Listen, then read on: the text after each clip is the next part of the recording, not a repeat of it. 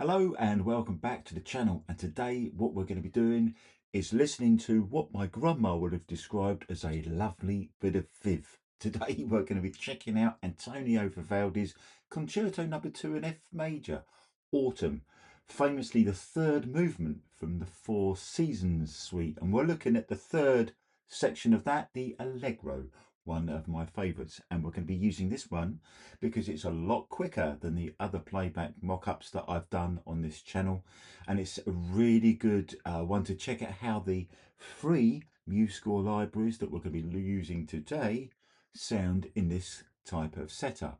Now, I've laid my score out in landscape, as you can see here, and I've set it up for solo violin, a standard string ensemble and a harpsichord. Now, there's going to be two playback versions today. There's going to be one as it's set out here, and I'm going to show you a really quick technique just to change the sound of the solo violin here, because it can really change the way the music sounds at the click of a button, and I'm going to show you that in a moment. But before we go, I'm just going to show you the mixer. Today we're using the free Muse sounds. They've all set up. The only thing I have done, I've added a compressor to violin 1, the solo one, because it's quite quiet in this situation. So I've just tweaked that slightly. And the harpsichord, I've used the free Pro EQ from Muse Sounds, tweaked that to taste, and then I've added another instance of that on the master output in a strings setting. And I've also used a bit of reverb, the small room setting from the reverb from the Muse effects, and I've also just tweaked slightly the amount on each instrument channel. And I think the final result is really lovely, considering everything you are going to hear is completely free. I am still, and I've said it before, but in 2026, my word, if you're starting your musical journey today, trust me when I say this, you've never had it as good. Check this out. This is playback number 1.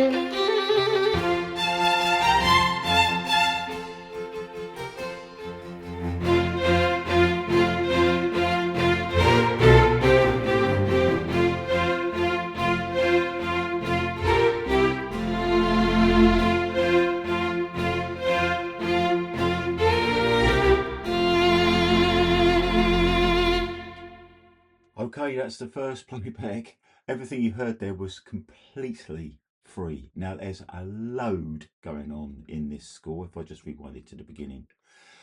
If you want to know what I've done in this one, I'm not going to spend all day on this video showing you on this video. If you want to know how I've tweaked the score so it sounds the way it does, drop a comment below, because there's loads going on with hidden dynamics. I've also changed the engraving slightly. We've used figured bass and all sorts of stuff. So there's lots of stuff going on here. And if you want to know how I've done it, please let me know in the comments below and I'll do that specifically. Let's just change it back to the beginning, because all I'm going to do now, it's going to sound really obvious, but if I open the mixer, just because you have solo violin 1 and 2 doesn't mean you can't use those on their own. And all I'm going to do is just change the sample for the solo violin to the violin 2's sample. Okay, completely changes the feel. You check this out.